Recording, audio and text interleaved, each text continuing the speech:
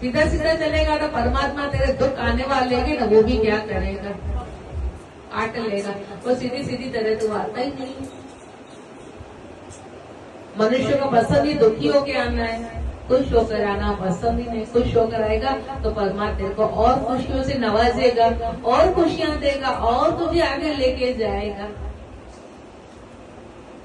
और यहाँ ही जैसे आ रहे थे दोनों, और वहां उनकी, अभी यहाँ लिखा है लेकर क्या लिखे, ये दोनों आ रहे थे और माँ बेटी अभी इतनी देर पूजा करते रहे थे। कई बार मैंने सत्संग में बताया कि 2-3 दिन तक ही पूजा कर रही थी, नहीं, लेकिन वो रोज करती होंगी, रोज पूजा अरदास करती होंगी परमात्मा के चरणों में। और जैसे ही सुना तो वैसे ही माँ तो गई और बेटी को बोला पूजा कर। और बेटी आधे में, यहाँ पर प्रसाद नहीं लिखा है, तो प्रसाद का मतलब है परमात्मा की। कई बार हम अधूरी सधूरी पूजा करके मोह वालों के लिए क्या करते हैं, पूजा का मतलब हमारा नित्य नेम, ध्यान देना अपने से दोहराते।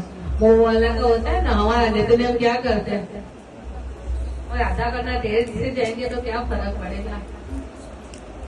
उसने बताया कि सब कुछ ही है, खाली क्या किया, प्रसाद।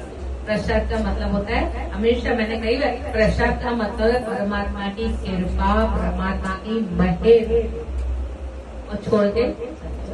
और जैसे ही वहां पहुंचती है तो फिर परमात्मा ने अपनी माया दिखाई। उसका पति दूर से आ रहा तो उसकी नाव क्या होती है,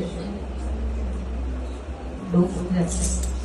फिर से सब विलाप करने लगते हैं, परमात्मा को पुकारने लगते हैं। फिर से परमात्मा आकाशवाणी करते हैं कि तेरी बेटी ने प्रसाद की अवगुण की है, वह जाके प्रसाद देके उसके बाद ही उसका पति उसको वापस।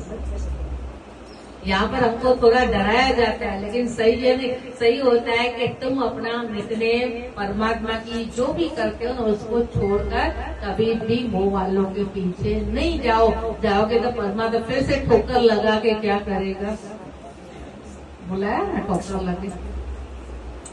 लीला दिखाई ना ठाकुर ने अपनी, और वो जाती है और वापस आती है, वापस प्रसाद लेके आती है, उसके पति की नाव दूर से देखने लगती है, और दोनों आपस में बोलते हैं बोलो सत्यनारायण भगवान की जय।